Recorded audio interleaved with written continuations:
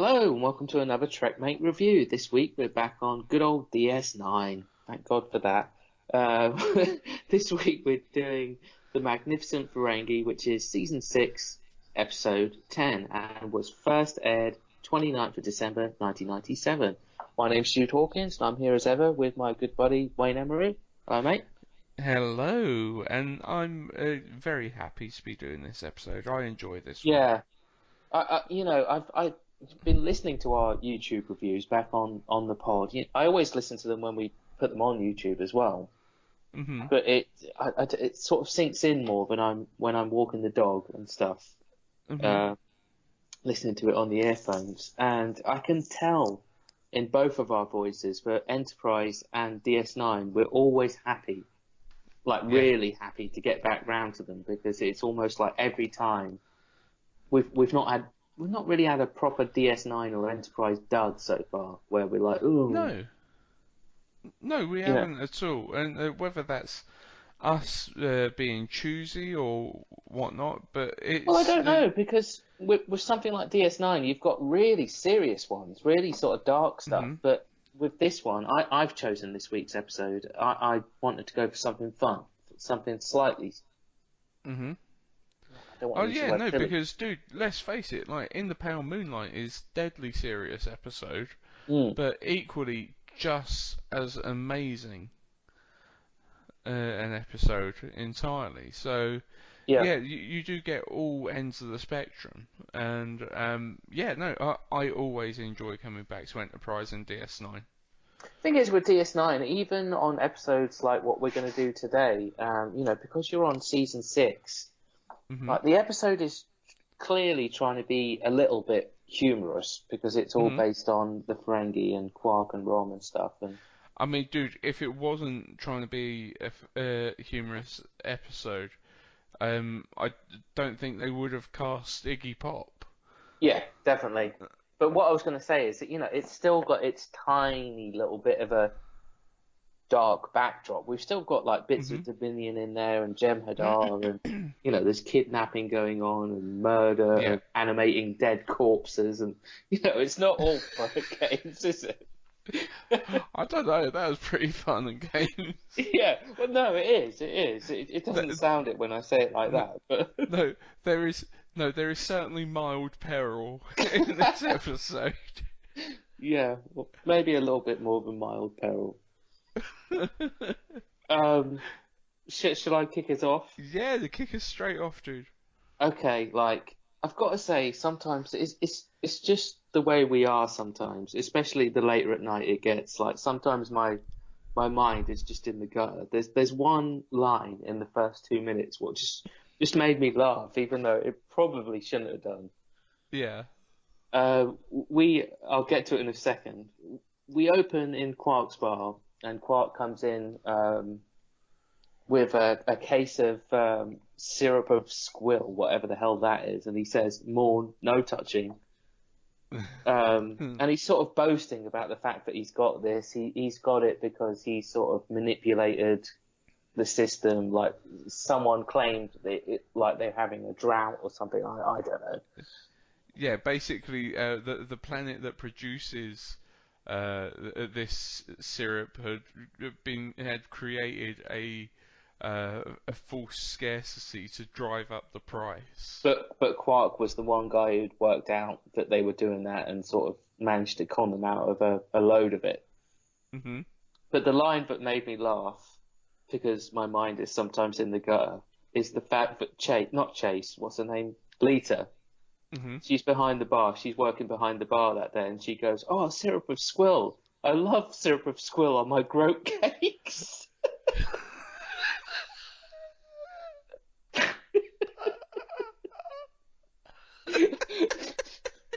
That's what I was like. I was watching it at this sort of time of night. When that just made me laugh, even though I know it shouldn't. And Whether she, she's got that Lita uniform on, but she's so yeah, famous for in so many of her photos. yeah, to be honest, dude, I could imagine that that very well might have been intended to be that way, but just I think so, slipped but people past. it just made me think, like, dare anyone go up to her at a convention, go up to Chase Masterson and say, like, could you write on the photo, like, I'd love to have your syrup. I can't even say it. Syrup of squill. Oh my god. Syrup.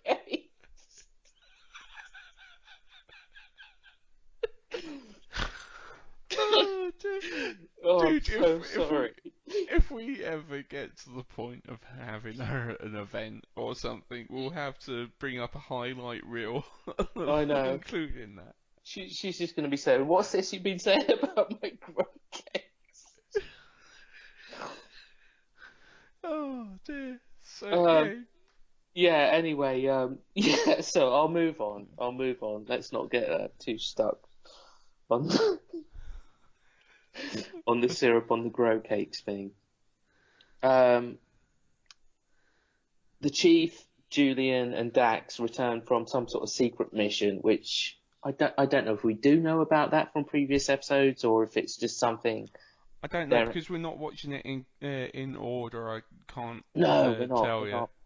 No, I won't have watched it in order properly for a little while, but it doesn't matter anyway in this review. No. So Lita was worried, what was happening to them. She's glad to see them back. Quark's peed off that they're back and that they're taking his thunder. Limelight. Yeah, limelight. Yeah. I've got down that Nagus is ringing quite. Obviously, he's not ringing on the mobile or anything. I think one of his bar people just tell him that the Nagus has rang. Yeah.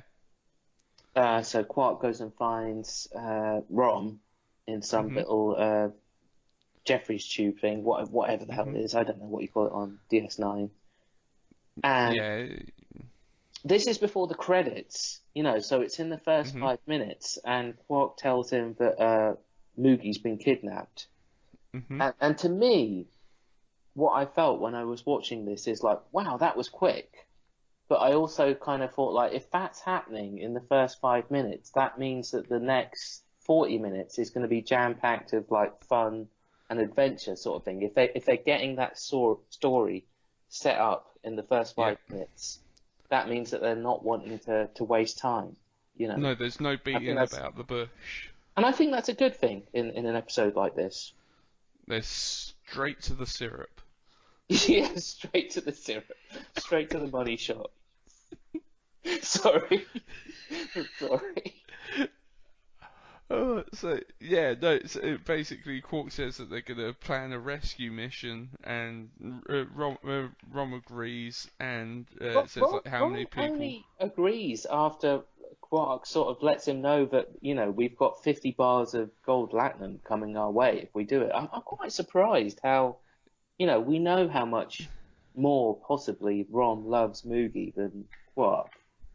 But he only wants to do it after finding out that reward. He's kind of quite happy to let Quark do it. Before Rom would have really, like, it should have been the person that would do it without the money incentive. Yeah, so I don't know if that was a flaw. No, it wasn't too much of a flaw because going back to Groat Cakes, Rom actually does say to Quark, I'm a married man now. Like, I've got to worry about my family here. So, obviously he's spellbound by Groat Cakes. At this point. He's got to be earning that syrup. Yeah. To put on Lita's Groat Cakes.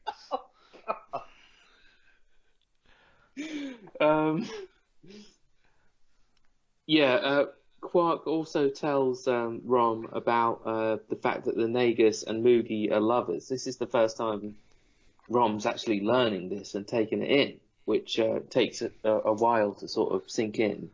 I think he even shouts out a Darth Vader Episode 3 style, no! Yeah. No! Well, yeah, more like you're doing, yeah.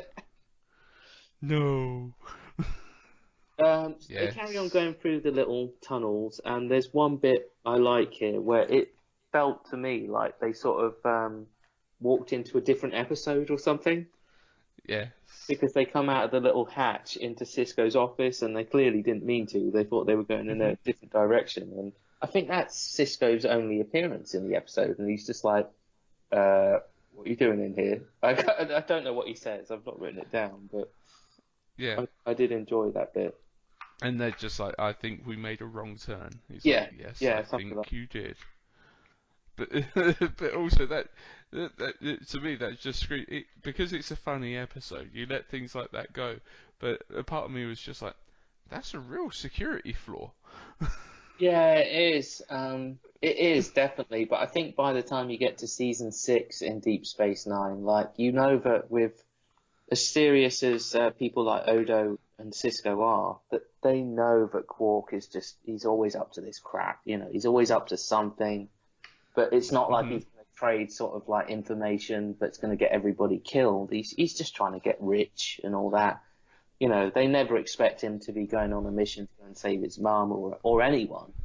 They just think, you know, whatever crap he's up to, he's doing it for money, which usually he is. Well, he still is. He still is now. Yeah, because even though it's for his mum, it's for the 50 bars of gold press latinum. Yeah, but he has no reason to share that with any of the DS9 Starfleet crew and stuff. Well, he does mention it to one Starfleet member. Does he? Nog. Oh, of course. Yeah, yeah. Well, we'll come to that in a sec because the two of them decide together that they need help, basically. They need to form a team. And Rom immediately comes up with the idea of getting Klingons to help, but for whatever reason, Quark doesn't want to do that. He wants an all Ferengi team. He doesn't care who it is. He just wants all Ferengi. Yep. And that's the thing. He tries to reassure Quark, Rom that that Ferengi are as tough as any other species. And he even does. He has one in mind, doesn't he? Who we'll come to in a bit. Oh, that's it. Rom says to as soon as he finds out that Quark wants to go with a full Ferengi team, he just says, "Then we'll all die." He's just sort of accepted that in his own mind, but we're all going to die. Yep. which is highly likely, which could be possible, you know. Well, that's the thing. It's the Dominion. Yeah. But what is it? Quark explains to Rom that he's going to tell the other Ferengi, but there's only 20 bars of latinum on offer. So I guess that means that Rom and Quark will take 15 each of the spare 30 and then still a cut of the other 20 as well. Yeah. Yeah, exactly. The first Ferengi they go to is Nog, who obviously by season 6 is a good part of Starfleet by now.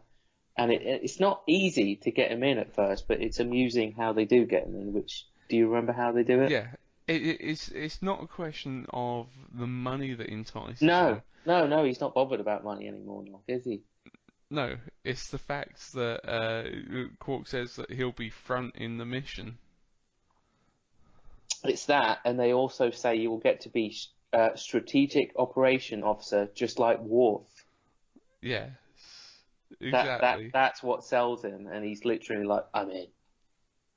That's it. He's like Nog is so sort of like simultaneously like jealous and what's the word? Yeah, he's angry with the Klingons that they don't respect him for what he thinks he is in his head, doesn't he? Yeah. So once he's given this opportunity, you know, he feels like he's valued. He doesn't care about the money. He just wants to have that role. Yeah. And to be honest, Nog is a little hard nut. So I do like it when he gets into one of those moods. Oh, he is to prove himself. I've always said I've loved Nog's progression through the 7 seasons of DS9. I love where he comes from and where he gets to in the end, and I still love thinking about where he's gonna go after season 7 of DS9. Oh, definitely. The second Ferengi is someone who I was alluding to before a minute ago. Is a bit of a psycho Ferengi. He's another one who he's surprisingly, he's not that bothered about Latinum. He likes a challenge. And he wants to kill some Dominion. Yeah, he likes killing, and the idea of killing and challenging the Dominion is appealing to him, and so he's on. So it doesn't take Yeah. too much to get him. No, so once again, as you said, it's not the Latinum that's got him. Yes, which is surprising. Though their final member. No, it's not final. No, we're not at final No, yet. we're Definitely not not. at final yet. No. No? The third recruit is their cousin, which I don't have his name That's to right. hand. I'm sure I'll be able to tell you in a minute when I get to another page of my little notes. But he's in a cell. I think he's only in prison because of Quark's dobbed him in at some other point. Mm-hmm. But Quark pays his bail, and they let him know that it's us what's paid it, and we want you out to help us, and that's it. He's got to be in because he owes him. Yeah, exactly. We then have Nog explaining to the other, what is it, 4 guys. Mm-hmm. Yeah, to the other 4, but he's got the schematics of the internment center where they're going to be doing this. Oh no, I think I've skipped a bit, but I'll come back to that in a minute. Yeah, they're at the bar, planning stuff out, and they basically realised that they've got everyone they need, but they need a ship. Mm-hmm. So we get my old buddy, ex-liquidator Brunt. Yeah. Come in. He somehow heard about the mission. He wants to sign himself up. None of them want to know. They're all like, we don't like liquidators. We don't like ex-liquidators even more. Bugger off. Mm-hmm. Leave us alone. And then all it takes is for him just to say, okay, I'll just get on my ship and leave. And that's it. The fact that he said that, Rom says, and now we're 5 or now we're 6 or whatever it is. Yeah. Now we're 6. And that's the thing. Yeah, as much as everyone hates Brunt, they do. He's got a ship. And to be honest, when Brunt was on the screen, I was like, another reason why Jude chose this episode is boyfriends. A little bit, yeah. In it, yeah. Yeah. Yeah, Jeff Combs, if no one knows that, if no one's clicked on yet, but that's Jeff Combs who plays Brunt as well as Brunt, yeah. No, yeah. And plays it absolutely fantastic. No, he does. It's just like we've said for his other roles. If you don't know, you'd never know. You'd never know that Brunt, Wayoon, and Shran are all the same actor. He does it so well, like doing these different characteristics and stuff. And Brunt is a dick. He's an absolute dick. He's one of the characters that you love to hate. Yes, I think Wayoon was supposed to be that a bit, but I always sort of liked Wayoon. I thought he was so sort of greasy and sleazy, and he's supposed to be there to win you over and say, look, we're screwing you over, but I'll do it with a smile. But he did sort of win me over whenever I was watching him, even though he's basically evil. Mm-hmm. But with Brunt, he was just a He's dick. an arsehole. Yeah. Yeah, absolutely. So once again, and then Shran's entirely different. Yeah, Shran is the one Jeff Koons character in Star Trek who is badass and kick-ass and stuff. He does, he doesn't take crap, and he's not a coward, definitely not. Yeah.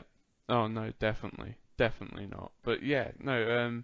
So yeah, they've got their full team now. They've got the full team, which is 6. In my head, I had it in my head that it was going to be 7 because of the name of the episode. Like, it's obviously similar to the Magnificent Seven. Yeah. But 6 is fine. 6 is fine. Like, you don't want to overdo it. There's no need really to have more than what they've got here. In Star Trek style, we cut to the holodeck, but we don't necessarily know it's the holodeck. You could, when you're watching it for the first time ever, think that they're just going straight into the mission. And they are just failing miserably. They're taking Yeah. on the Jem'Hadar and they're getting shot to shit, and even Lek, the psycho guy, he even shoots Moogie, and later says like, "Oh, I was putting her out of her misery," because he couldn't think of anything better to do.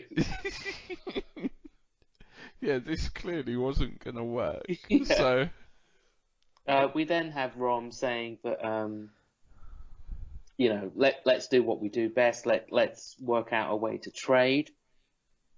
Which does it does play into to the next route they take, which is mhm. oh no, I'd said before we only see Cisco once in this episode. That was a lie. We No, do yeah, we do see him a second time. we see him again with Kira's one and only appearance in this episode as well. Mhm. She owes him a favor, and she gives Quark a prisoner called Keevan or Keevan, I don't know how to pronounce it, Yeah. and he's a what do you call it? A vorter? Vorta. Yeah. Um, Vorta. Vorter? I can't. We've done TO. Well, people watching this won't know. It's Vorter. I'm sure it's Vorter. Horter is the a rock thing, not the rock thing that we did earlier on. No, it's a Vorta, yeah. It's Vorter. Second, Vorta. Yeah, Vorta. Yeah. Okay. So Keevan is a Vorter, not Horter. Kira says he's dangerous, and Yeah. he does look like a bit of a freak. I don't know Yeah. how else to put it. He does he wants the Ferengi to think he's dangerous as well. He tells them all like, um, Oh, hope you're going you've to written your die. wills or something, because you're gonna die. Yeah, exactly. But I don't Yeah. believe. I never believed, and you won't believe later on. But he's as dangerous as he wants them to think he is. No, but yeah, let's face it, Vorta have an inherent like ability to like try and seem threatening, but they always seem like absolute wimps that are just in charge of the hard nuts. Yeah, we don't ever really see them do anything, do we? No, they just But, stand and watch as everyone well, else. well, really, when you think about it, Vorta, they're just politicians, aren't they? They're just all talk all the time. Mhm. But they just everything they say is bullshit. But there may be some truth to their bullshit Mhm. but they spew out. But they never do anything. Never. No, never, never. Uh, And Go on. no, and is it at this point that they actually set up the exchange on Terok Nor? They basically, yeah, they set up an exchange that they're going to do. They're going to exchange Keevan for Mugi, and I don't have the name, but it's not really important. It's on another space station, which is conveniently identical to It's DS9. I'm sure it's Terok Nor, isn't it? Well, no, because that's DS9. No, no, fucking not Terok Nor. I've not written it Um, down, so whatever you've got. no, fuck, what's it called? Not Terok. What am I doing? But I was going to say, Christ. in reality, in the real world, this was obviously very convenient for the show because they can send all the other actors home, and then it probably is DS9, I presume, but just Empok Nor. dirtied up a bit. Empok Nor. Yeah, Empok Nor. Fucking, why did I forget that? Oh, it's my Yeah, fault for not writing it down. I usually write this stuff down, but yeah. Yeah, so, yeah, no, but also, any episode on Empok Nor is, yeah, it's a good way of reusing all of the same sets with a different vibe. I'd have to presume that that's what they do is just put a bit of spray paint over stuff, just turn the lights down a bit, and just run around and. Yeah, But it works. It exactly. does work. It does work, definitely. Exactly, and also Quark's thinking behind the exchange being on Empok Nor was that he knows the lay of the land. He Yes, it they works. know, yeah, they know Deep Space Nine, so they know Empok Nor. It works for them, especially Nog sort of being in charge. Um, Mhm.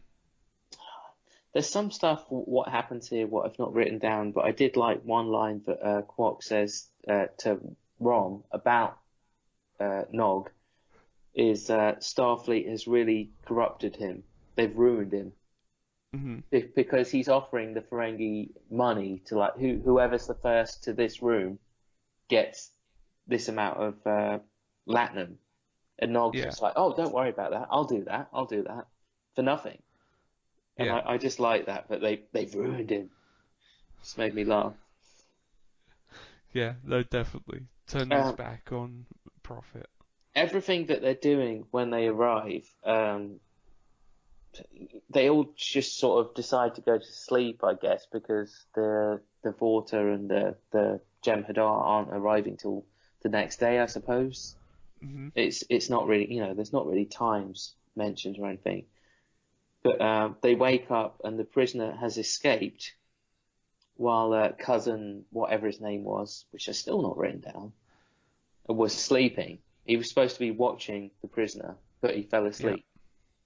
So we have Keevan is on the on Brunt's ship trying to get away, but oh, that's it. Um, Rom had put the handbrake on, and he hadn't worked out how to take it off, basically. Yeah, pretty much. Yeah. But yeah, as soon as they catch him trying to get away, they then realise that there's an enemy ship approaching. There's some sort of announcement going on, Hmm. and they're docking already. Then they all sort of cower and hide in one of the rooms, guarding the prisoner. And then they say someone's got to check it out. So again, it's Nog. You know, Nog's Yeah. happy to do it. And there is shitloads of Jem'Hadar, like loads, like on screen. You must see like 20 or something at least, sort of like looking at Nog, ready to shoot him in the face. Yeah. Um, then they have to sort of plan, and it's only Rom, Nog, and Quark what go out of the door, and I've written down that it's Western style, which obviously is intended. Where Yeah. where the camera shots are sort of on them, like as if it's a shootout sort of thing. Yeah. No, that's it. The initial convoy of people coming out to make the negotiations Yeah, before the prisoner exchange. and very randomly, I'd be interested to. I've never looked into this, but I'd be interested to see how much of a fan this guy is. Hmm.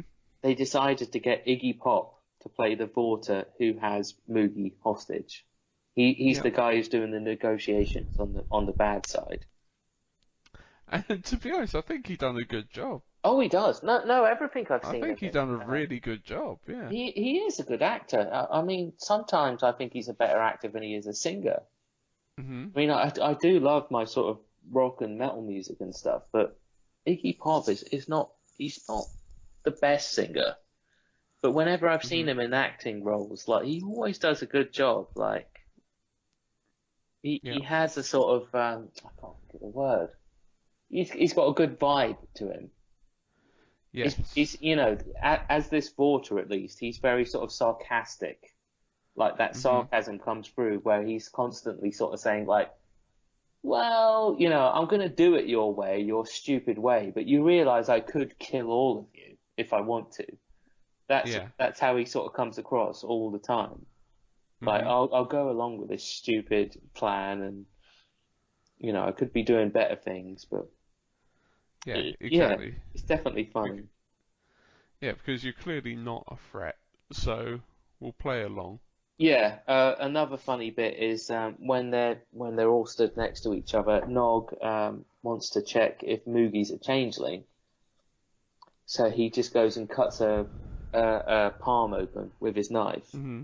and she's not happy about that at all, and ends up like sort of bashing him in the head or something. Say, "Are you a changeling? Let's find out." Yeah. It's kind of obvious, but she's not at this point. No, and that's the thing. We know that she's not, and Yeah, at but you that point can't the blame you exchange is can't blame agreed. Nog. He's trying to do the right thing. He's listened to Cisco's advice and all that. Yeah, but also that's the thing. After you've had so much experience with the Dominion, you know what could be going on. Yeah, and it really could. You never know with the Dominion. Um,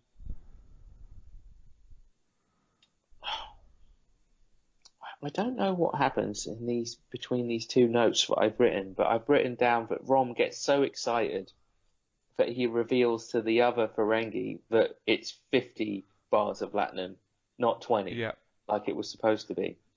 yeah, no, he absolutely fucked up and tells them that he's 50. So then there's a bit of infighting because, That's it, and I uh, mean, the infighting must have caused this next line that I've written down because I can't remember it because it's been 3 or 4 days since I watched it now. I've had so hmm much going on lately. Quark's cousin accidentally kills the prisoner during this yeah, little scuffle or whatever. Oh yeah, yeah, it yeah, is. and the Vorta's last words is "I hate Ferengi." Yes, Um, yes, and yeah, no, it was during that scuffle. yeah, yeah, it had to be, didn't it? Yeah, I can imagine it now, actually. So straight after they've killed him, they sort of all give each other a pep talk, like, okay, we might all be about to be killed right now, so let's get hmm ready for it. Another funny line comes from Nog where he's just like checking the Vorta's pulse and he's just like, this man is dead. It's like, we all knew that, Nog. Yeah, yeah, exactly. As he's laying there, clearly dead. But you could pretty much have the Doctor from Voyager in this scene because they've got a neural stimulator, just one of these random inventions that you see for one episode and you'll never see again, which hmm basically means you can plug it in here, there, and everywhere, and it means you can animate a corpse and at hmm least make it walk and Yeah, move around and stuff. yeah, exactly. Because he realizes when it creates a reflex reaction in him. Yeah, Um, so yeah, then Nog has the wonderful plan that he can create a remote-controlled Vorta. yeah, which he doesn't do too bad a job and sends Quark out there to go and stall Iggy Pop. I don't care what his name is. He's Iggy Pop to me in this. hmm Um, and he's sort of doing a good slash bad job like Iggy can clearly see like you're trying to stall me for some reason. What is going on here? Yeah, Um, and then they say because at that point they'd already sent away all of the Jem'Hadar except his two guards. that's right. Yeah, that was part of their plan, wasn't it? Like get them out of here so we know we're more safe. hmm And we've got Moogie trying to sell Iggy Pop some head cream that makes your Yeah, skin soft, some moisturizer or whatever. yeah. Which, to be honest, Iggy Pop is looking to take her up on that deal. Yeah, yeah. For a moment, he is. So, yeah. So after waiting 6 minutes, but also at the same time, is saying like, if your son doesn't hurry up, I'm gonna kill you. Yeah, that's it. He does. Yeah. So yeah, they set up the little prisoner exchange, and it's just a very funny, dodgy scene where Nog is using the remote control to control the Vorta to walk down the hallway, and he's bumping into the walls and all sorts. Moogie's wondering what's going on. Iggy Pop's wondering what's going on. Yeah. Well, Iggy Pop's like, what have they done to you? Yeah. It's Um, only when he's walking flat out into the wall that he realizes something's really wrong. yeah, he does. And then at that point, like, I think everyone starts firing sort of thing. And there's only like one or two Jem'Hadar, so Well, the somehow, thing is straight away the fucking psycho Ferengi gets in there with a knife to a Jem'Hadar's chest yeah, straight away out of the gates. that sounds about right. Yeah. And then, like, obviously, Iggy Pop being a Vorta, he's not going to fight back. He's not going to do anything. Um, No. and then we've got the other Vorta just constantly walking into the wall now. Mhm. Like someone's just left the remote on. And that's kind of it for the action part of the episode. That is pretty much they've it. done it. They've saved Moogie. They've saved Moogie, and also I like the quote of they appreciate Cisco lending them a Vorta, so they've brought him another one back. Yes, that's right. Yeah, they do that, don't they? They're all very proud of themselves. Like, now that they know that the Latinum was 50, it wasn't 20, so Quark is happy to split the 50 instead of the 20, so they're more happier than they were. But they are all sort of genuinely happy to feel like heroes as well, like all of them. Yeah, exactly. It's a nice change for them. It is, yeah, and good for them, I say. That's why they are one of my favourite alien species in Star Trek, because they are stereotyped with the whole money thing. They're obsessed with riches, but they do have values and stuff as well. It might sometimes take money to get them to get there. Yeah, exactly, but they do get there in the end. Yeah. So, yeah, and to be honest, this episode is just filled with laughs. It's filled with entertaining pieces, and it just keeps you... It's one of those episodes that just keeps you grinning all the way through. It's very, very rewatchable as well. You could go back and watch this over and over, and I'm sure I will for the rest of my life. Oh, most definitely. Most definitely. It's certainly one that you don't wait for the rewatch. You do go back to it on its own merits. Yeah. So, yeah, no, 100% agree, dude. 100% agree. And, yeah, no, if you haven't watched it, you need to watch it, because it is a thoroughly entertaining episode. Yes, I highly recommend this one. Very good one. Most definitely. So, if you've got a favourite part of the episode, or if you like the episode, let us know in the comments below. Remember to do all of the YouTubes to like this video and subscribe to the channel. And also we've got a few more things to add on to the end now. Remember, if you want to support us, you can go to Patreon and search for TrekMate, or find us in the links below. If you want to buy TrekMate merchandise, find that in the links below. If you want to get tickets to TrekOn 2017, August 19th.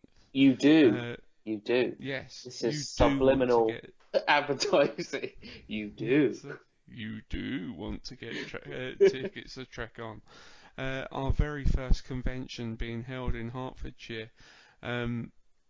Go over to trekmateevents.com. There's going to be all sorts of syrups and groat cakes going on there. That's it. We can guarantee plenty of bring your syrup down. We'll provide the groat cakes. No. You get out your groat cakes, and we'll provide the syrup of squill. Either way, yeah. So most definitely, go to trekmateevents.com for your tickets there.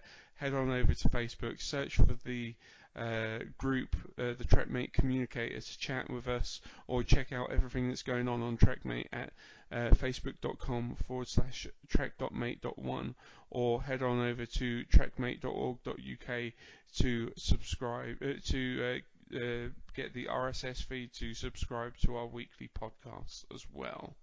Excellent job, man. You've done a brilliant job plugging all our stuff there. And so we've come to the end. So you have been... I've been Wayne Emery. I've been Jude Hawkins, and that was another TrekMate review.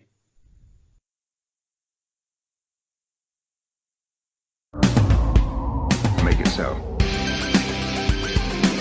Prepare to attack. All hands battle station. Don't worry. We will get to the bottom of this.